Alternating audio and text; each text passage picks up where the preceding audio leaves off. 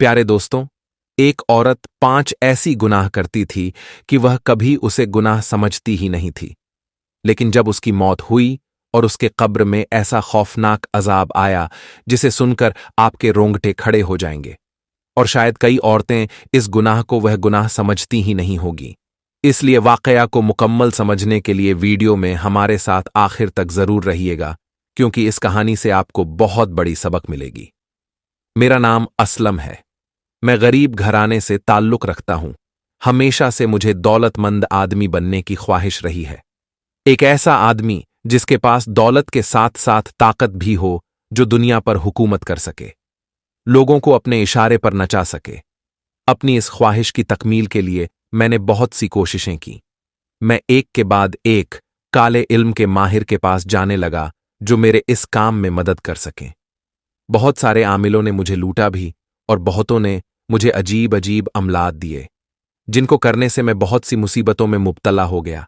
एक के बाद एक मुश्किल मेरी जिंदगी में आती चली गई, और फिर मेरी जिंदगी में एक ऐसा आमिल आया जिसने मुझे यकीन दिलाया कि यह अमल बहुत ताकतवर है। इस अमल के बाद मैं बहुत अमीर और ताकतवर आदमी बन जाऊंगा, क्योंकि अमल करने से एक जिन मेरे कब्जे में आ जाएगा। वह जिन बहुत ताकतवर है। वह पलक झपकने से पहले मेरी सारी ख्वाहिशात को पूरा कर सकता है। मेरे दिल में लालच पैदा हो गया। मैंने उस आदमी से अमल का तरीका पूछा तो कहने लगा, तुम्हें एक ऐसी कब्र का चुनाव करना होगा जिसे अमावस की रात दफन किया गया हो। मैं शिद्दत से अमावस की रात आने का इंतजार करने लगा। फिर वह दिन आया। मेरे गांव की एक औरत का इंतकाल हो गया। उस दिन मैं बहुत खुश था कि आज अमावस की रात है। आज मैं अमल शुरू कर लूंगा। रात को सबके सोने के बाद मैं अपने घर से निकला। उस कब्र के पास आकर बैठ गया। मैं तो अपना अमल शुरू करना चाहता था, मगर यह क्या, उस औरत ने तो मेरे ज़मीर को जैसे झंझोड़ कर रख दिया। मेरा सोया हुआ ईमान जाग उठा। मैं जो सोच रहा था कि मैं सारी दुनिया पर हुकूमत करूंगा, अब मुझे इस बात की समझ आई कि इंसान कितना ही ताकतवर क्यों ना हो जाए, उसके पास कितनी ही दौलत क्यों ना हो, एक दिन उसे इस मिट्टी के अंदर जाना है। तब उसके साथ ना दौलत जाएगी ना ताकत, सिर्फ उसके अमाल जाएंगे। जैसे कब्रिस्तान में जाकर मैंने एक कब्र का चुनाव किया जिसके पास बैठकर मुझे अपना अमल करना था। जैसे ही मैंने अमल शुरू किया, तभी कब्र के अंदर से चीखने की आवाजें सुनाई देने लगीं। मैं इस बात को नजरअंदाज करता रहा, मगर यह चिल्लाने की आवाजें बढ़ने लगीं। ऐसे लग रहा था जैसे किसी पर दर्दनाक अजाब हो रहा हो। कब्र से आवाज आई, ए इंसान, तू वह गुनाह मत कर जो गुनाह मैंने अपनी जिंदगी में किए और अब कब्र में उनकी सजा भुगत रही हूं। उस आवाज का आना ही था कि मेरा पूरा वजूद कांप कर रह गया। मैंने पूछा, तुम कौन हो और तुम्हारे साथ क्या हुआ है? कब्र से दोबारा आवाज आई, मैं एक गुनहगार औरत हूं। मैंने जिंदगी में बहुत सारे गुनाह किए हैं, जिनमें 5 गुनाह कबीरा शामिल हैं। उनकी मुझे दर्दनाक सजा दी जा रही है। जब उस औरत ने मुझे अपने गुनाह बताए तो मेरे पांव के नीचे से जमीन निकल गई। मैं बहुत ही ज्यादा खौफजदा हो गया था। अब मैं उन गुनाहों के बारे में जानना चाहता था जो उस औरत से सर्जद हुए थे। कहीं ऐसा ना हो कि मैं भी जाने अनजाने में उन गुनाहों का मर्तकिब हो रहा हूं, और मेरे मरने के बाद कल को मेरे साथ भी ऐसा ही हो। मैंने उस औरत से पूछा, तुमने कौन से गुनाह किए हैं? कहने लगी, मेरा सबसे बड़ा गुनाह तो यह है कि मैं जादू टोने के चक्कर में पड़ गई थी। मैं लोगों की जिंदगियों को बर्बाद करती थी। किसी को अपनी जिंदगी में खुश देखती तो हसद के मारे मेरा बुरा हाल हो जाता। मैं एक के बाद एक जादूगरों के पास गई ताकि अपने सारे दुश्मनों को मैं बर्बाद कर सकूं। सब लोग मेरा भला चाहते थे, मुझे अच्छाई की नसीहत करते थे, बुराई से रोकते थे, तो वे सब मुझे अपने दुश्मन लगते।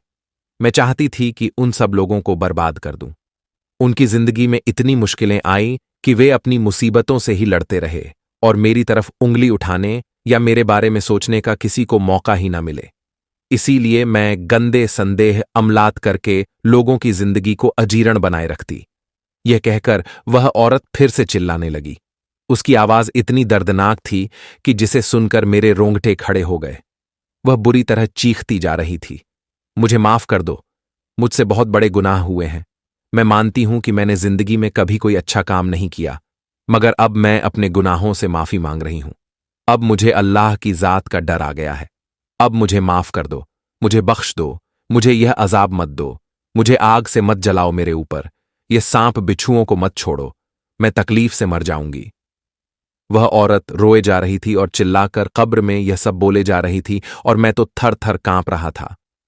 मैंने एक पल को खुद को उस औरत की जगह रखकर सोचा और यह तसव्वुर किया कि अगर मैं कब्र के अंदर हूं और अगर यह सब मेरे साथ हो रहा हो तो मेरा सर जोर जोर से ना में हिलने लगा, आंखों से आंसू बहने लगे। मैंने उस औरत से कहा, तुम इतना चिल्ला क्यों रही हो, इतना रो क्यों रही हो, क्या हो रहा है तुम्हारे साथ? वह कहने लगी, कब्र के फरिश्ते मुझे अजाब देने के लिए आए थे और अब वे फिर से आ जाएंगे। यह अजाब मुझे बार बार दिया जाता है। यह कहकर वह रोने लगी। मैंने उससे कहा, मुझे अपने बाकी गुनाहों के बारे में बताओ, तुमसे जिंदगी में और कौन से गुनाह हुए हैं? वह कहने लगी, मैंने अपने शौहर की नाफरमानी की, उसके साथ बेवफाई की, उसकी अमानत में खयानत की। इतना कहकर वह फिर से चिल्लाने लगी। शायद फिर से कब्र के फरिश्ते उसे अजाब देने लगे थे। जब वह तकलीफ से निढाल हो गई तो कहने लगी, तुम मेरा एक काम करोगे? मैं जो उसकी आवाज सुनकर रो रहा था, मैं कहने लगा, हां, मैं तुम्हारे लिए जरूर कोई अच्छा काम करूंगा। और वह कहने लगी, एक बार मेरे शौहर के पास जाओ, उससे कहो कि वह मुझे माफ कर दे, मेरे सारे गुनाहों गलतियों को उससे बताओ, उससे कहो कि मुझे मेरी इन इन गलतियों, इन गुनाहों के लिए माफ कर दे। मुझे यकीन है कि अगर उसने मुझे माफ कर दिया तो अल्लाह भी मुझे माफ कर देगा। मैंने औरत की बात पर हैरान होकर उससे पूछा, तुम्हें इस बात पर इतना यकीन क्यों है कि शौहर के माफ करते ही तुम्हारे यह अजाब टल जाएंगे, बल्कि तुम 5 गुनाह बड़ी सोख से करती थी? वह कहने लगी, तुम उन्हीं से पूरा वाकया सुन लेना, मैं बताने के लायक नहीं, बस तुम एक बार ऐसा करके तो देखो। मेरे शौहर से कहो कि वह अपने खानदान वालों से भी कहे कि वे मुझे माफ कर दें। उनकी जिंदगी में जो भी मुश्किलें आईं, वह मेरे काले कारनामों की वजह से ही आई। मैं उनकी जिंदगी में सुकून नहीं देख सकती थी, मगर अब जब मैं मर चुकी हूं, इस कब्र में आ चुकी हूं, तो मुझे एक एक गुजारे हुए पल पर पछतावा हो रहा है। काश मैं यह सब गुनाह ना करती। मेरे शौहर को यह सब बताओ, उससे कहो कि वह मुझे माफ कर दे। उसे बताओ कि मेरे साथ कब्र में क्या हो रहा है। मैं जानती हूं कि वह मुझसे बहुत नाराज होगा, उससे मुझ पर बहुत गुस्सा होगा, मुझसे नफरत भी महसूस कर रहा होगा, मगर उसे एक बार कहो कि मुझे माफ करें, शायद मेरी रूह को सुकून मिल जाए। मैंने सच्चे दिल से वादा किया कि मैं सुबह होते ही तुम्हारे शौहर के पास जाऊंगा, उसे तुम्हारे बारे में बात करूंगा, उससे कहूंगा कि वह तुम्हें माफ कर दे। एक बार यहां आकर तो मेरा हाल देख ले, तो उसके दिल में तुम्हारे लिए रहम आ जाएगा। अगर वह तुम पर गुस्सा हुआ, तुमसे नफरत भी करता हुआ, तो यह सब हमदर्दी में बदल जाएगा। मुझे तुम्हारा शुक्रिया अदा करना है। तुम्हारी वजह से मैं एक बहुत बड़े गुनाह में शामिल होने से बच गया हूं, क्योंकि अगर मैं आज का अमल कर लेता, अगर इसमें कामयाब हो जाता, तो मैं बहुत से गलत काम करने का इरादा रखता था, जिसमें अपने कैदी, जिनसे चोरी चकारी करवाना और भी बहुत सारे ऐसे गुनाह थे जो करना मेरे लिए आसान हो जाता। मगर तुम्हारी वजह से मैं बहुत सारे गुनाहों से बच गया हूं। मुझे यकीन है कि मैं तुम्हारे शौहर को भी मना लूंगा। एक बार फिर से कब्र के अंदर से चीखने की आवाजें सुनाई देने लगी थीं, और तब मैंने एक ऐसा मंजर देखा जिसे देखकर मेरा दिल धक से रह गया।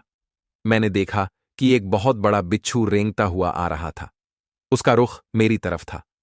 मेरा पूरा वजूद एक बार फिर से कांप कर रह गया।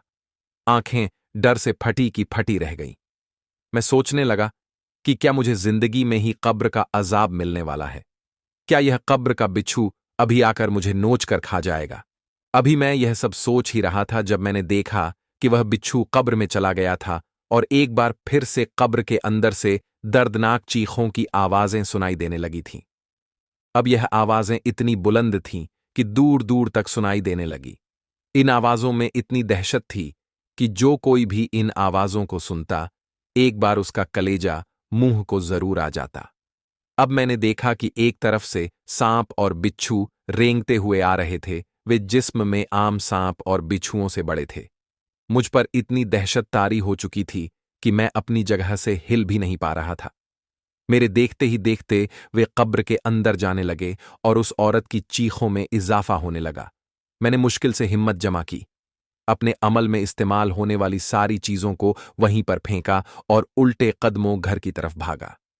मुझे यकीन था कि जब सुबह यह सब चीजें कोई कब्र के पास देखेगा तो उसे अंदाजा हो जाएगा कि यहां पर रात को कोई नापाक अमल करने वाला था। मगर खुदा का शुक्र है कि मुझे समझ आ गई। जब मैं घर आया तो बिस्तर पर लेटकर जोर जोर से रोने लगा। मेरा दिल चाह रहा था कि मैं शिद्दत से अपने रब को पुकारूं, उसे अपने गुनाहों की माफी मांगूं। मैं रोते रोते अल्लाह से अपने गुनाहों और गलतियों की माफी मांगते हुए न जाने कब सो गया। सुबह जब मेरी आंख खुली तो सबसे पहला काम मैंने उस आदमी से मिलने का किया था जो उस औरत का शौहर था। मैं उसके बारे में ज्यादा नहीं जानता था क्योंकि वह साथ वाले गांव में रहता था और ना ही मैंने कभी उसकी बीवी को जिंदगी में देखा था। पूरे रास्ते में अपने जहन में जुमलों को तरतीब देता रहा कि मैं उस आदमी से क्या बात करूंगा, उसे उसकी बीवी के बारे में कैसे बताऊंगा। रास्ते में उसके घर के बारे में गांव के लोगों से पूछा तो उन्होंने मुझे घर तक पहुंचा दिया। जब मैं घर में आया तो बहुत सारे लोग जमा थे। अब मैं सोच में पड़ गया कि इतने लोगों के सामने बात कैसे शुरू करूं। मैंने उस आदमी को अपनी तरफ अकेले बुलाया। उसे कहने लगा कि तुम्हारे साथ मुझे बहुत जरूरी बात करनी है। आदमी हैरान रह गया। कहने लगा कि मैंने आज से पहले आपको कभी नहीं देखा, आप मुझसे क्या बात करने वाले हैं। तब मैंने उससे कहा कि यह बात मैं तुम्हारे साथ अकेले में करना चाहता हूं। अगर तुम तन्हाई में मुझसे बात कर सकते हो तो मुझे बताओ। वह मुझे लेकर अलग कमरे में आ गया। उसके चेहरे पर तशवीश के साए फैले हुए थे। मैंने उससे कहा कि मैं तुम्हारी बीवी के बारे में बात करना चाहता हूं। अब उसकी आंखें फटी की फटी रह गईं। फिर उसके चेहरे का रंग बदल गया। कहने लगा कि अगर तुम उसके कोई पुराने आशिक हो तो यहां से दफा हो जाओ, वरना मैं तुम्हारा खून बहा दूंगा। मैंने उसे मुश्किल से खामोश करवाया। उसे बताया कि मेरा तुम्हारी बीवी के साथ कोई ताल्लुक नहीं है। उसे तो मैंने जिंदगी में कभी देखा भी नहीं, बल्कि मैंने जो रात को देखा था वह सब उस आदमी को बताया। उसकी आंखें भी हैरत से फटी की फटी रह गई थीं। वह भी बिल्कुल बेयकीन था। कहने लगा, तुम सच बताओ, क्या तुमने अपनी आंखों से उसे कब्र में अज़ाब होते हुए देखा है? वह आदमी उठकर मेरे पास आ गया और राजदारी से पूछने लगा। मेरी आंखों में आंस आ गए। मैंने सारी बात उसे बताई। उससे कहने लगा, उस औरत ने मुझे बताया कि उसने जिंदगी में 5 गुनाह कबीरा किए हैं। उसने मुझे उनमें से 2 गुनाहों के बारे में बताया। अब तुम मुझे बताओ कि उसके बाकी 3 बड़े गुनाह कौन से हैं? आदमी कहने लगा, तुम ये क्यों जानना चाहते हो? मैंने उससे कहा, मैं चाहता हूं कि मैं उन गुनाहों से तौबा कर लूं। अगर वह गुनाह दानिस्ता या नादानिस्ता तौर पर मुझसे भी सरजद हो रहे हैं तो अल्लाह मुझे उन गुनाहों से बचा ले। मैं तौबा करना चाहता हूं। कहीं ऐसा ना हो कि कल को मुझे भी ऐसा ही दर्दनाक अजाब मिले। वह आदमी कहने लगा, मैंने अपनी बीवी से मोहब्बत की शादी की थी। सब लोगों की मुखालिफत लेकर उसे अपनी जिंदगी में शामिल किया। वह बहुत खूबसूरत थी। मेरी उसे शादी हो गई। वह अच्छी थी और खूबसूरत भी थी। शादी के 1 साल बाद ही मुझे अल्लाह ने बेटे की खुशी दे दी, तो मैं जैसे हवाओं में उड़ने लगा। तब एक दिन मां ने मुझे समझाया। कहने लगी, अपनी बीवी पर नजर रखा करो। तुम जब घर से जाते हो तो यह भी घर से चली जाती है, अपने बच्चे को मेरे पास छोड़ जाती है। मां की बात पर मुझे बहुत गुस्सा आया। मैंने उनसे कहा कि आपको मेरी बीवी पर शक नहीं करना चाहिए, उसके बारे में ऐसी बात नहीं करनी चाहिए। एक दिन जब मैं घर आया तो मां को मैंने कमरे में मुर्दा हालत में पाया।